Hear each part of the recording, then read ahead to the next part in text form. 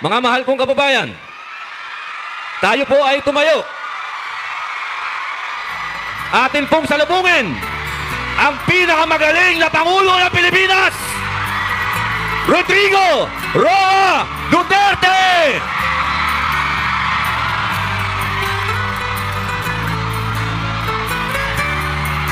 Duterte!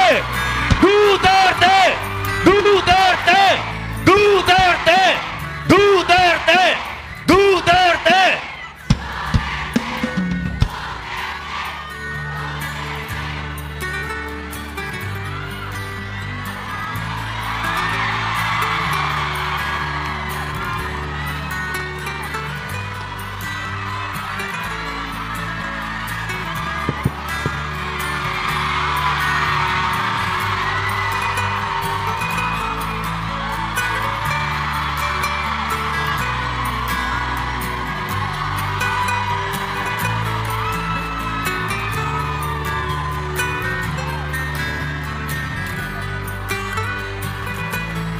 Magandang hapon ho sa inyong lahat.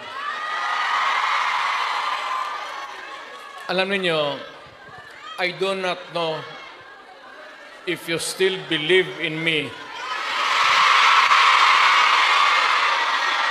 Pero nakatingin ako sa inyo. Ano ko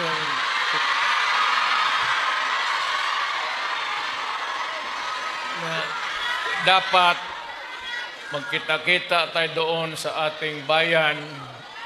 Kaya lang sa sitwasyon natin ngayon, kailangan talaga pumunta tayo sa ibang bayan maghanap buhay.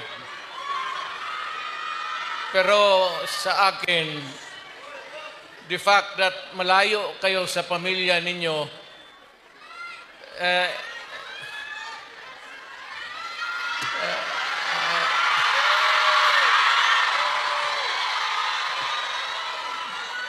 dama ko yung lungkot at alam ko yan. Kasi ganoon rin ako noon. Almost 3 years sa labas ako nagtatrabaho. Well, nagtitraining para sa connection ko sa pagka-abogado. Kaya OFW.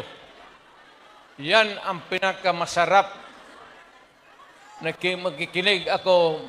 OFW, mabuhay kayong lahat.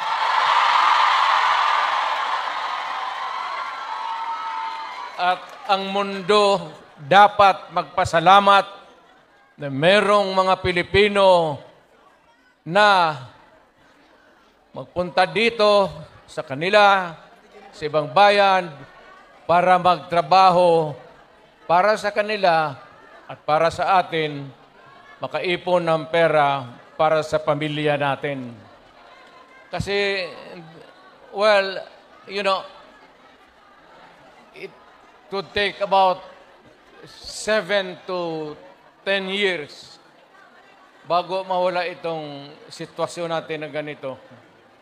But in the meantime, that we are not really ready economically to provide opportunities na trabaho para sa lahat, then I said, napipilitan tayo dito maghanap ng trabaho para sa ating mga pamilya.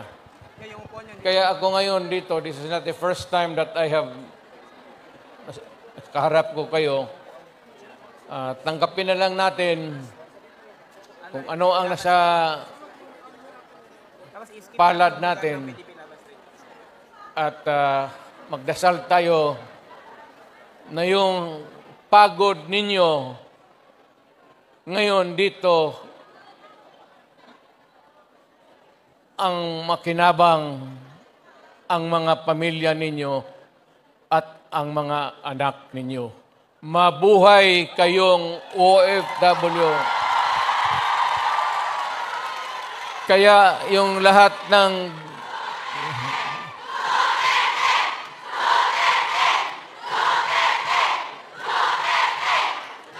Kaya kayong lahat ng mga dalaga pa,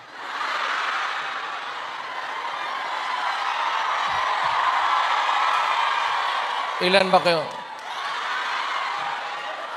Matagal pa naman ako dito, 1 buwan pa. Pakasalan ko kayong lahat para lumigaya kayo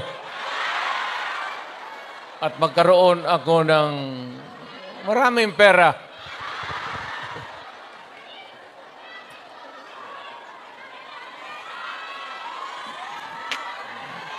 You know, hindi lang ito sabihin ninyo. Hindi ako nagbubula, ha?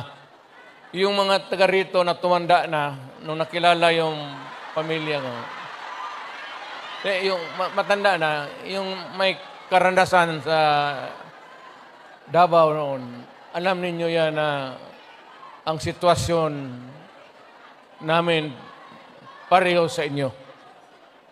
Matagal kaming walang ama kasi abogado siya. Ano pa naman ang Pilipinas noon, ang hanap buhay nasa siyudad talaga. Ang abogado walang silbi dyan pag sa barangay. So, ganun na-experience namin, ako, na ang tatay ko, iniwan kami sa lolo pati lula ko at ang tatay ko nagtrabaho sa labas. Ganon, sa labas ng probinsya. So, damang-dama ko talaga yung buhay ninyo. Huwag na yung kalungkutan. Huwag na yung, kasi that's reality. Ginusto man natin sa hindi, kailangan talaga maghanap buhay. So, huwag na masyado yung mga sentimental na ano. Basta dito, punta tayo dito, nagtrabaho. At nandito kami, pinsan, napasyal ako, kasama ko ang anak ko. Saan ba si...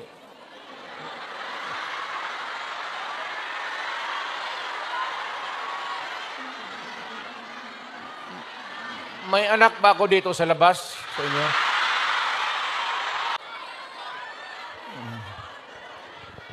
Saan ba pamilya ko?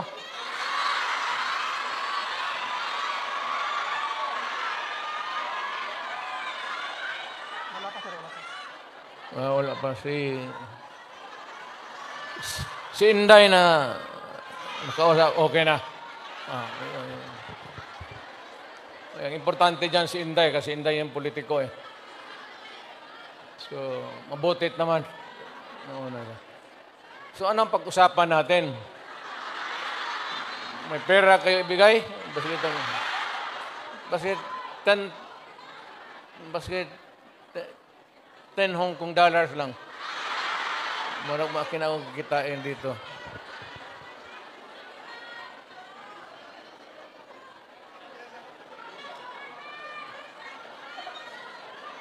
Sunod punta ko dito,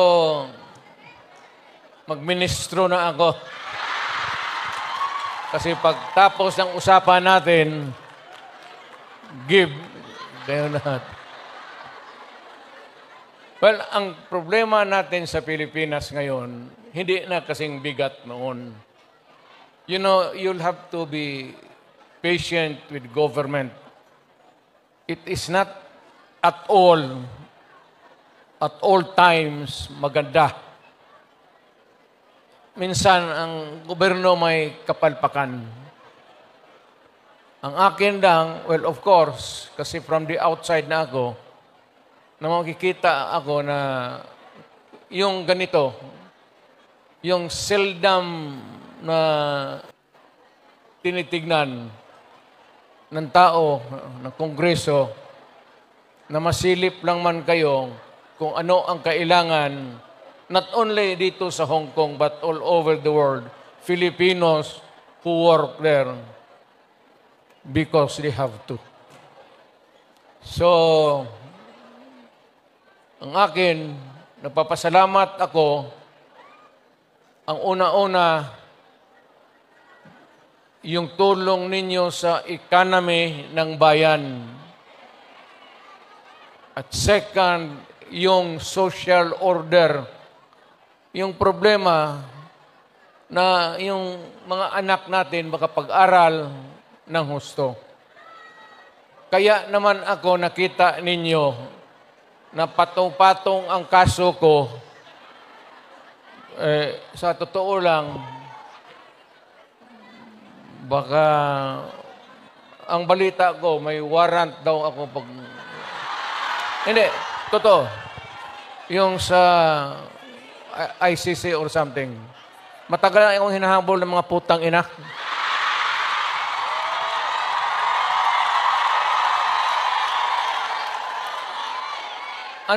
Ano man ang kasalanan ko, na ginawa ko man ang lahat sa panahon ko para may kunting katahimikan at mapayapa ang buhay ng Pilipino. Ang problema nito, ewan ko kung ang tingin ng ako yung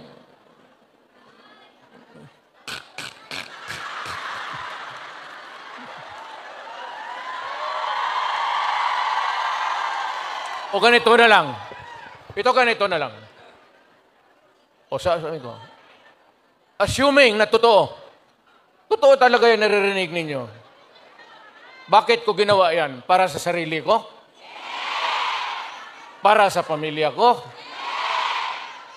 Para sa inyo at ang inyong mga anak sa ating bayan.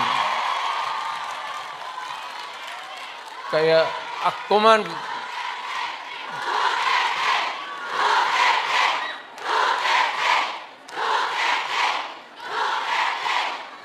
ang higiin ko na lang sa inyo, total, kung ganito man talaga ang swerte ko sa buhay, okay lang, tatanggapin ko yan. Wala tayong magawa hulihin tayo kung ikulong tayo. Kaya lang, meantime, mag-contribute kayo, baski $5, $10, para paglabas ko sa presuhan, paggawaan ninyo akong monumento katabi ni Rizal. Si Rizal may hawak na libro Akin.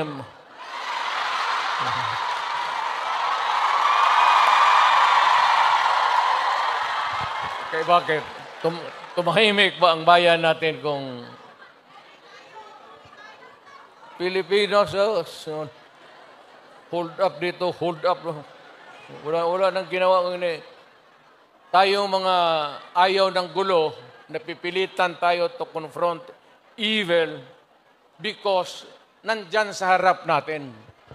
Sino ba naman gustong pumatay? Putang inang yan. Bakit ako why would I waste my time? Binila, pumapatay yan si Duterte, lumalabas ng gabi, ganon. So, sino ba naman gusto maging security guard? Na ang kinuha ko, law. So, but, siguro sa trabaho, alam mo sa gabi, dyan rin lumalabas yung mga masasamang tao. At dyan rin lumalabas yung nakakatakot na magandang babae sa buong bayan.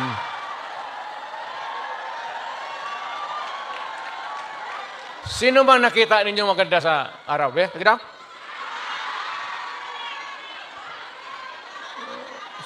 Ikaw? Hindi. Ano na lang tayo? Seriously now. No, our country is not yet that well off. I'm very sorry na nakikita tayo dito at kayong napunta dito sa loob kasi sa labas, mga Pilipino rin naghihintay doon. So, sino may-ari itong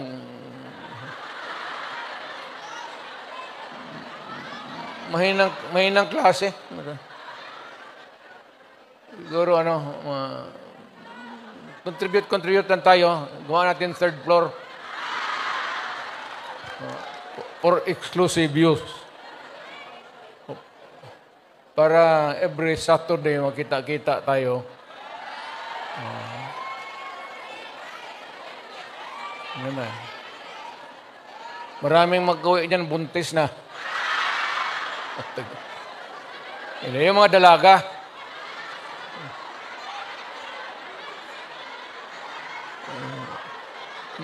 Mahirap kaya walang Hindi ako mag-survive ng buhay na walang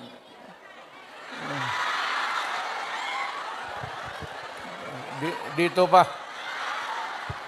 Nandiyan ba asawa ko?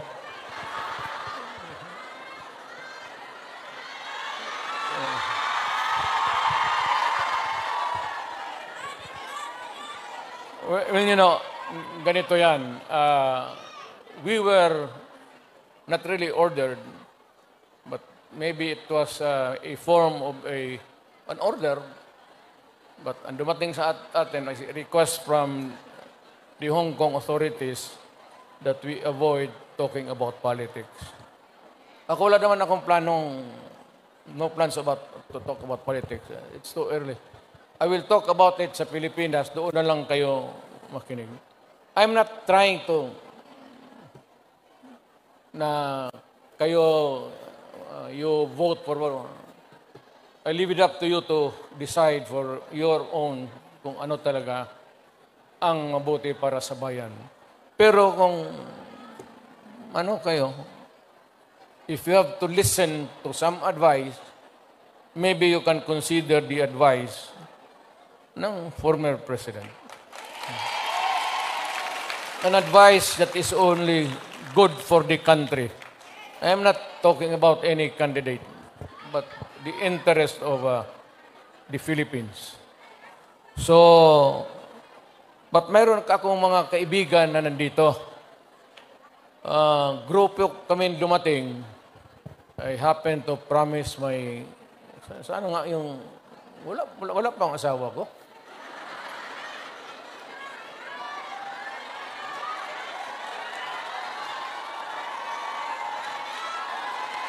Wala ba?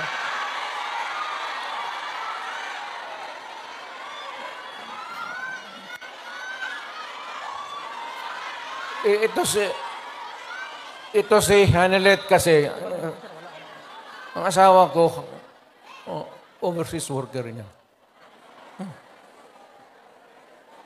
Yung asawa ko ngayon, yung una kong asawa, wag na yun. Nanay ni Inda yun, problema tayo. Alam mo yung nanay ba ni Inday? Tisayan. Tapos, nakita ko yan sa aeroplano, stewardess So, hinanap ko kung saan yung bahay. Nandoon sa Monteverde, doon sa Davao. Pasok ako sa mga bahay-bahay doon, nakita ko ang gaga. Nagalaba.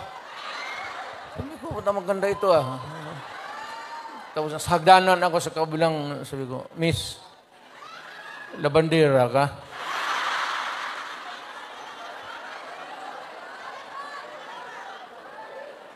Ewan ko kung sino taga-Davao dito. Yung hagdanan nila, nung nahalata ng nanay, si Puring, mother-in-law ko, inilipat yung aso doon sa hagdanan. Inahin niya ako makaakyat. Kaya, hiningi mo Ano lang yan yung mga, anong tawag yan, pukpok sa Bisaya?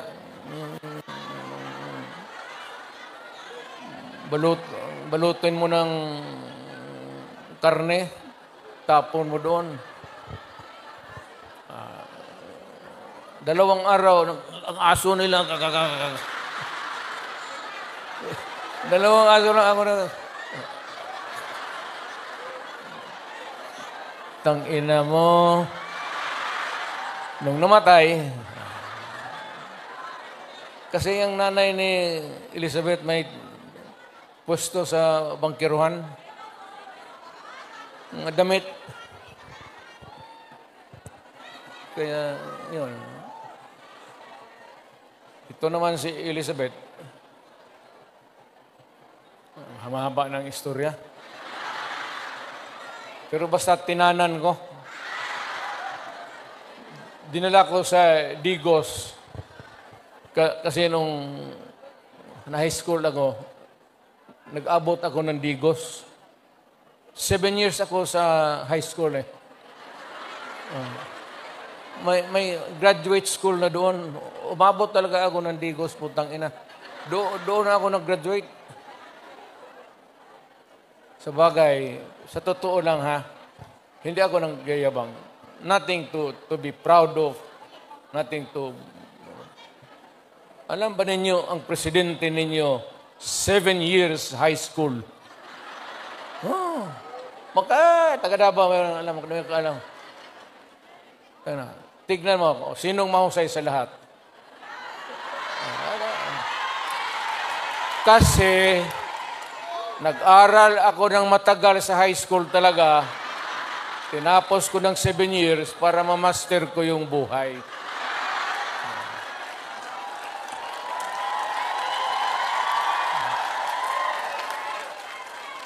Ngayon,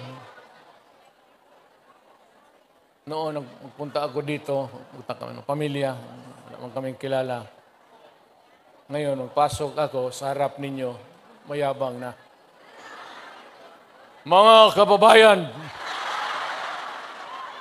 ano bang sunod ang gagawin natin? Ano ba itong Pilipinas? Maligaya kayo o hindi? Maligaya pala sa bahay, hindi na. Yung Inday na. Ayun ang maldita. Di ba sinabi ko sa inyo, sino yung mga matatanda dito na Di ba sinabi ko sa inyo, maliit pa yan si Inday. Sinabi ko na sa inyo, maldita yan, bantay kayo.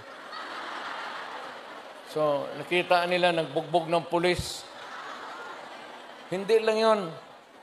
Hindi, yung nakita lang ninyo sa TV, maraming binugbog yan, mga driver namin, pati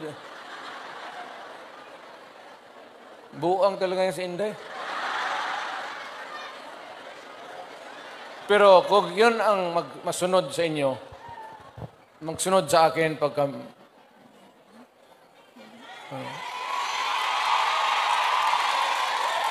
Maswerte kayo kung yan ang magsunod sa akin. Kasi malapit na tayo talaga sa gira. Mamili kayo ng kalaban. Hindi, ano yan si Inday? Bright, smart, pero mainit ang ulo.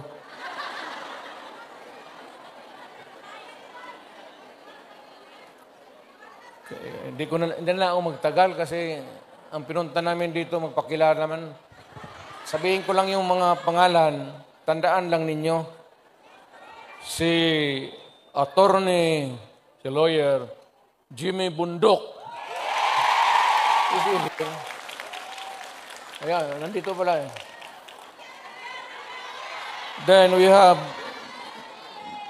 General, Philippine Constabulary ito, PPC. General Ronald Bato de la Rosa. Hinuli ng pulis. Pulis yun, uli nila. Tapos ang sunod, patron ito. Patron ito. Yung iba may mga medalya pa. Si Christopher. Saint Christopher. Senador para. Senador Christopher. Lawrence Bongo.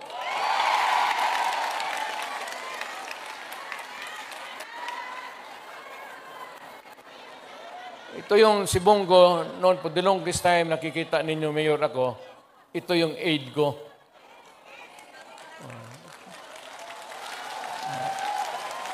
My first aide was a military man. Si Lieutenant, si Jimboy. Kabarkada niya, namatay.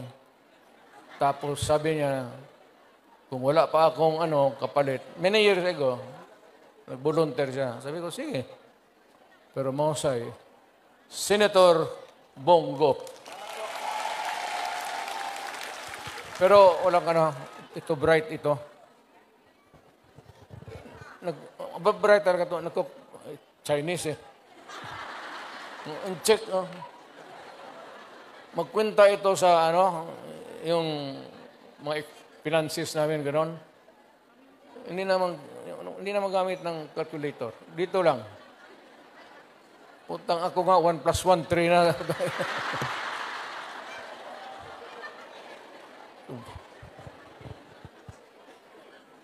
Tapos may isa to. Tayo may ari ang mga ilunggo, dere. Damo. Si Attorney J.V. Hinlo, Western Visayas. Well, actually, ang Western Visayas, walang representation. Wala talaga. So, baka you might think it over at magbigyan mo. Then we have Attorney Raul Lambino. Pangkasinan ka, sir, no? Ilocano to. Sino Ilocano dito? Okay nam.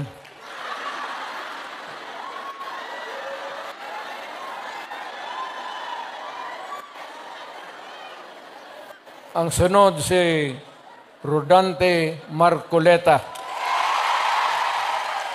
Is a very decent man.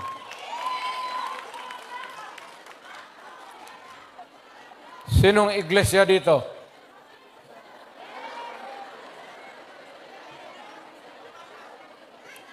Kandidato natin yan, ha?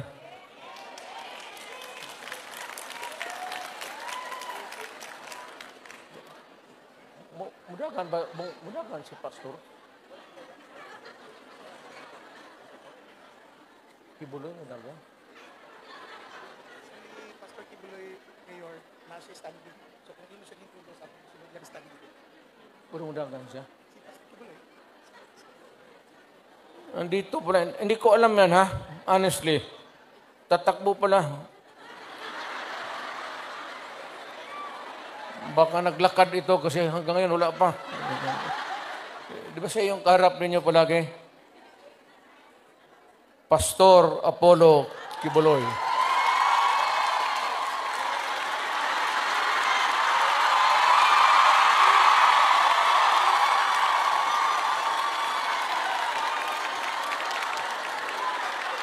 Tingnan yung relo niya, pati yung relo ko.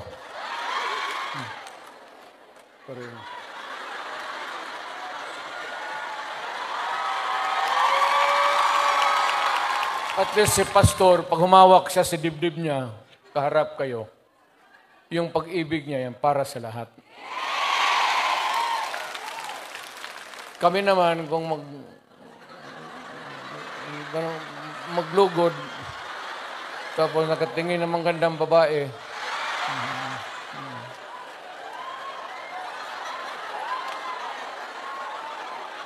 gano'n. Pero yung mga gano'n na, I'm proud to meet you, mga ganon na style. Pero yung mga ganon-ganon, tapos, huwag yan. Ang sunod si Attorney Vic Rodriguez. Ito, mahusay ito. Mahusay talaga ito. Galing ito ng Malacanang. Sana ito maging chief of staff, pero ayaw ko. I will not elaborate. Ayaw kong magsira ng tao. Pero ito, umalis ng Malacanang because it was a matter of principle for him. So, maintindihan na ninyo. Talagang prinsipyo na tao. Totoo, itong isa,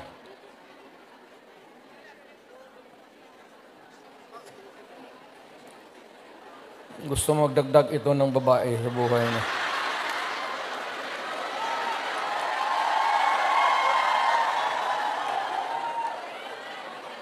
Itong magdagdag ito ng mga 3 pa, kulang ang sweldo nito. Si Epe sa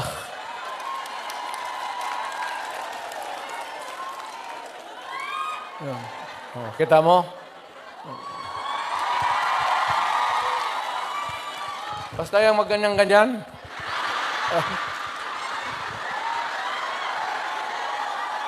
Style bulok. Oh.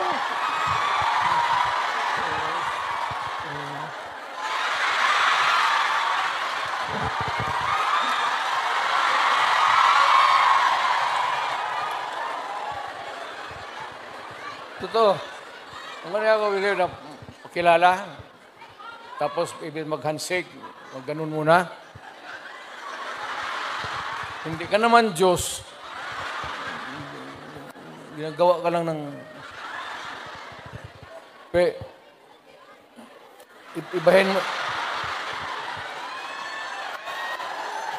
Ibahin mo na yung style mo. Bulok na yan.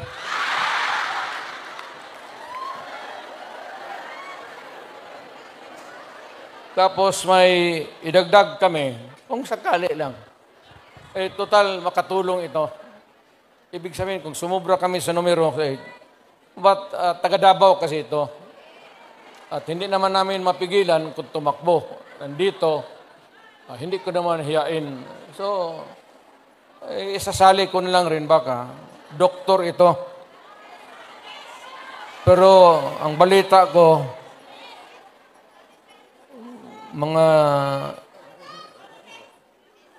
8 na pasyente niya namatay na.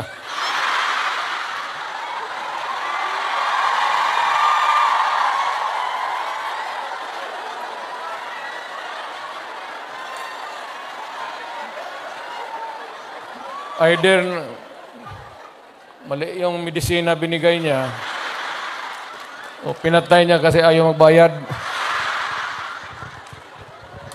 Dr. Mata.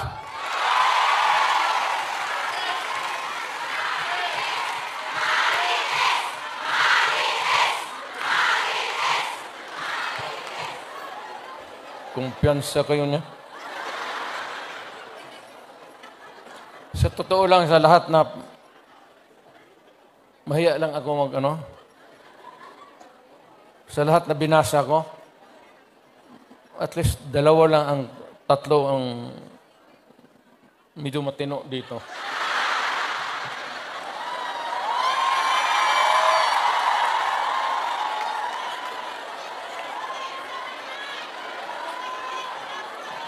Ang hindi ko talaga masiguro, itong si Bungo.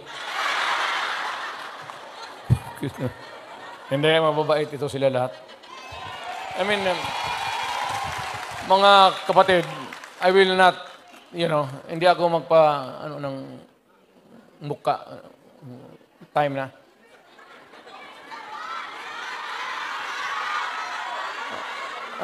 Ikaw yung manager dito? Ito yung mag-protocol, Mayor, na si Robin Padilla sa Director Iban. 20 minutes pa, 20 minutes pa, 20 minutes.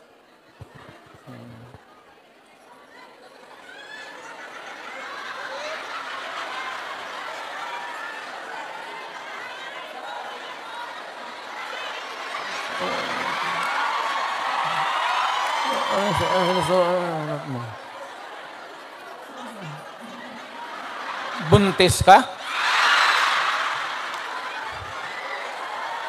Imposible naman. Surat mo uli.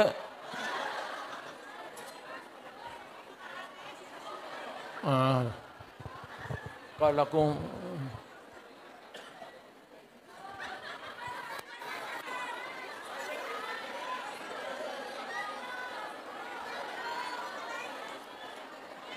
Talaga itong babae.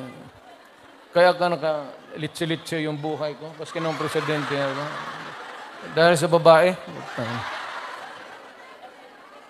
Kasi maraming bisita dyan sa Malacanang noon. Tapos may makita ako babae na maganda. Unahin mo yon. Bakit magreklamo mo? Pinabuntisan ako ng gwardya mo sa... Tangina. Dito tayo sa party list. Si Harold Duterte. Alam mo, I have not... Hindi ko na nakilala itong... Nandito ba? Hindi ko talaga nakilala ito.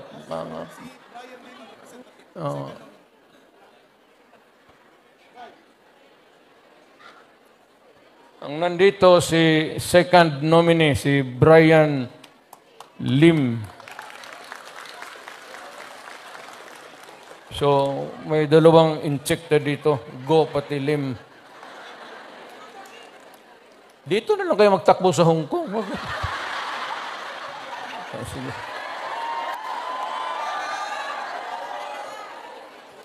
Then pangatlo si Johnny Toleran. Walang sinabi, walang binatbat, o wala?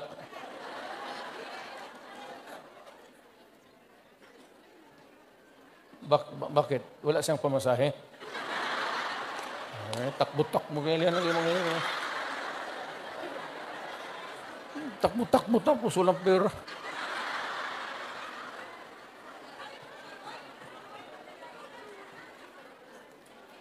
Ano pa ba? Ano pa ba ang... Seriously now, ano pa ba ang dapat ninyong malaman? Well, one is that we're trying really to improve the governance of the country to help. Lalo na kayo who are here working, sending the remittances, the money, to make your family stronger. I would encourage you to, number one, pray to God that you will persevere. Hindi naman tiis, pero yung mag-persevere ka sa trabaho ninyo. Kasi pag ako, kung hindi na mayor, mag-apply na rin ako dito sa Hong Kong. Hindi man ako maghiya magtrabaho ng bagahe, kaya wala mang kilala sa akin. Just pray to God and rest assured that we are doing everything we can to really improve our country.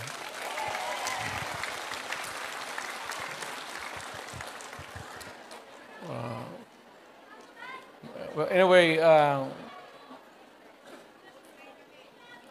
kung hindi ko kayo maano,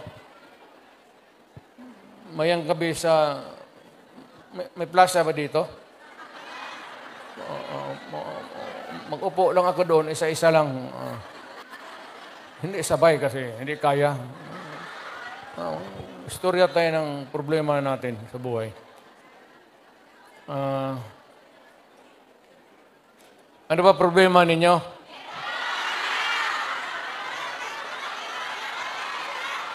Anong problema ninyo?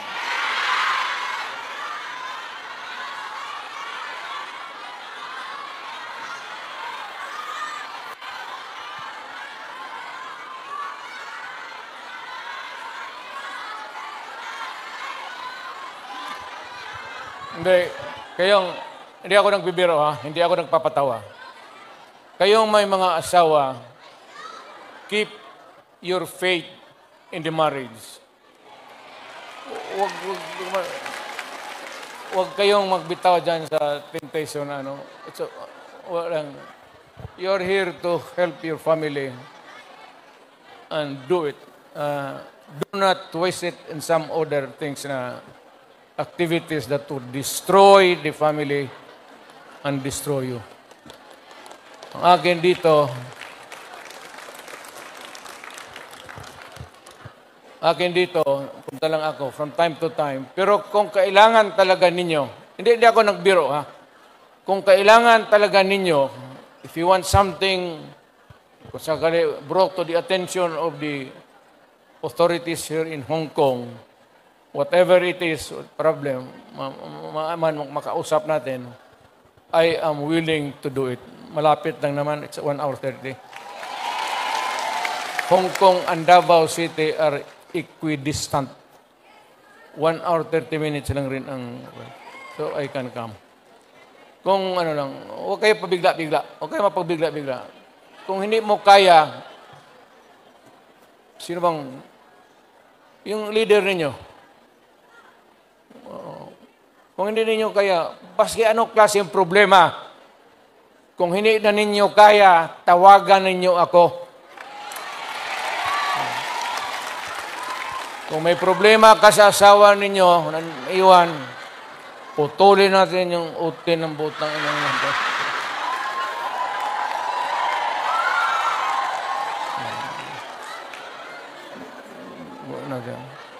Basta, nandyan lang ako sa Davao. Matagal ako nagserbisyo. I started as a prosecutor. I was doing trial work in court. Then vice mayor for the longest time. Alam ko ang... basta alam ko. Okay na to. Yung may apologies sincere sa yung mga Pilipino na hindi nakapasok. Kindly extend to them my... Wala tayong magawa. Hindi talaga magkasya. Sige. Ano ako magtindig?